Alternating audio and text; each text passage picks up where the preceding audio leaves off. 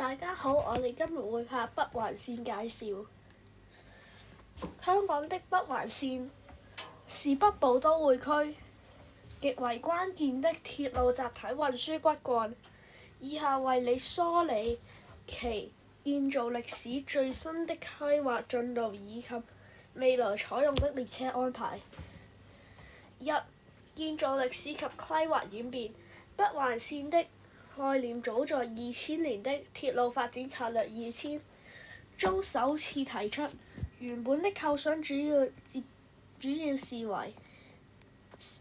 作為連接西鐵線現時屯馬線、錦上路站及東鐵線落馬洲支線的古洞站的聯絡線。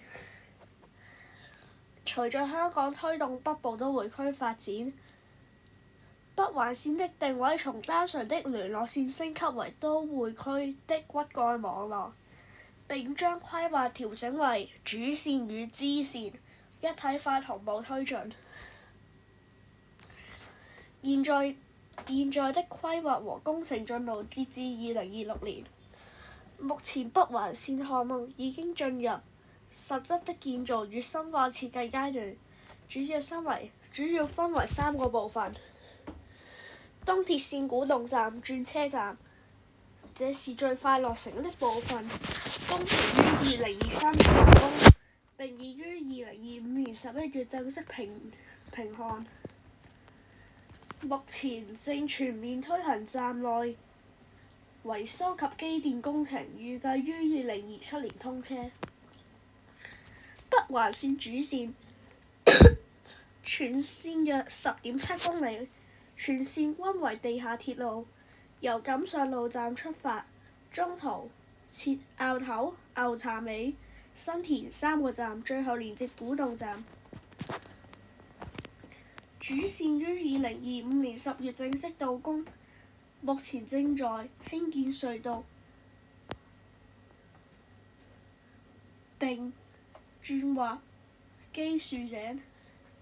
北環線支線跨境段全長約6.2公里，由新田站分支經過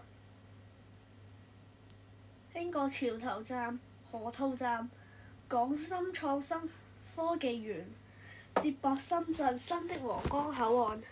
政府於2026年6月底正式將支線方刊憲，現正全力進行詳細規劃及環評。最新通車目標，港鐵於2025年簽署項目協議，並採取合併規劃的協同效應，令支線時間表得以提早。主線與支線均以2034年或之前同步開通為目標。3. 未來會用什麼列車？由於北環線正在興建與詳細設計階段，港鐵尚未正式對外開放目標嘅車型同埋外觀設計。根據港鐵整體網絡與本港鐵路獎標，可以推測關鍵特點。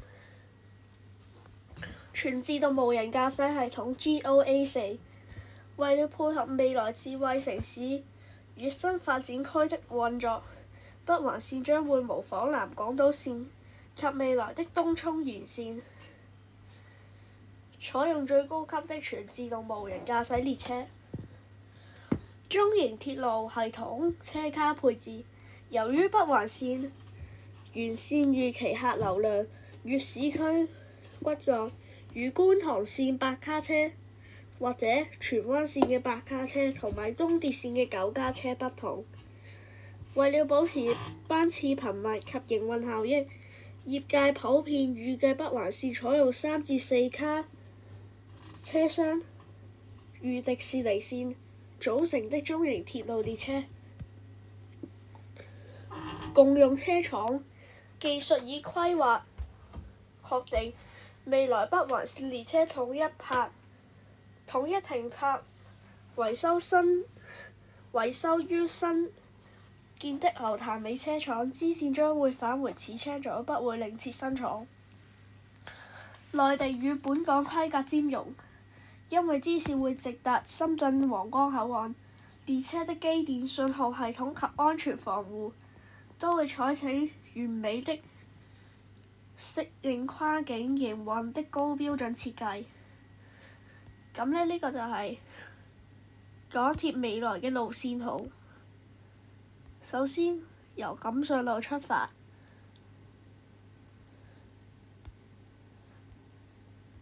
佢就會經過牛頭啦、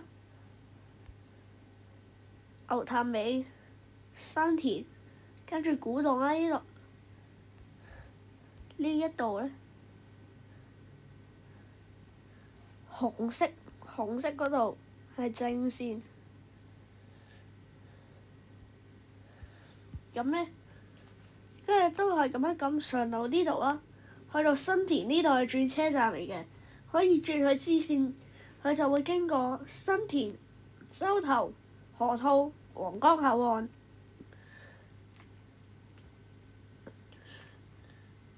呢個係支線。咁呢，順便講埋屯馬線啦。咁呢，屯馬線而家就會興建緊洪水橋站啦、第16區站啦，同埋屯門南站。呢度就完啦，再見。我哋下一集會講觀塘線。